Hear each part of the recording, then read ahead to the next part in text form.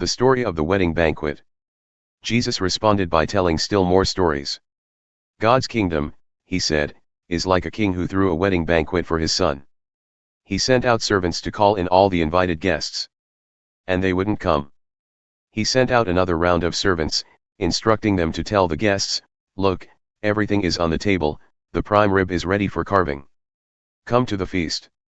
They only shrugged their shoulders and went off, one to weed his garden, another to work in his shop. The rest, with nothing better to do, beat up on the messengers and then killed them. The king was outraged and sent his soldiers to destroy those thugs and level their city. Then he told his servants, "We have a wedding banquet all prepared but no guests. The ones I invited weren't up to it. Go out into the busiest intersections in town and invite anyone you find to the banquet."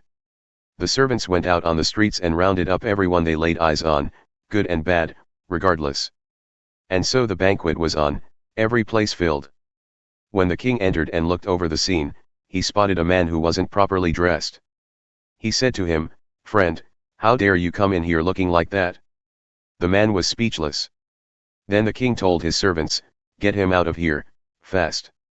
Tie him up and ship him to hell. And make sure he doesn't get back in." That's what I mean when I say, many get invited, only a few make it.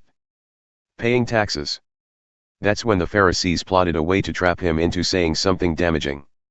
They sent their disciples, with a few of Herod's followers mixed in, to ask, "Teacher, we know you have integrity, teach the way of God accurately, are indifferent to popular opinion, and don't pander to your students. So tell us honestly, is it right to pay taxes to Caesar or not?" Jesus knew they were up to no good. He said, "Why are you playing these games with me? Why are you trying to trap me? Do you have a coin? Let me see it." They handed him a silver piece. "This engraving, who does it look like? And whose name is on it?" They said, "Caesar." "Then give Caesar what is his, and give God what is his." The Pharisees were speechless. They went off shaking their heads. Marriage and resurrection. That same day, Sadducees approached him. This is the party that denies any possibility of resurrection. They asked, "Teacher, Moses said that if a man dies childless, his brother is obligated to marry his widow and father a child with her. Here's a case where there were 7 brothers. The first brother married and died, leaving no child, and his wife passed to his brother. The second brother also left her childless, then the third, and on, all 7. Eventually the wife died. Now here's our question, at the resurrection, whose wife is she?" "She was a wife to each of them." Jesus answered, "You're off base on 2 counts, you don't know what God said, and you don't know how God works. At the resurrection we're beyond marriage. As with the angels, all our ecstasies and intimacies then will be with God. And regarding your speculation on whether the dead are raised or not, don't you read your Bibles?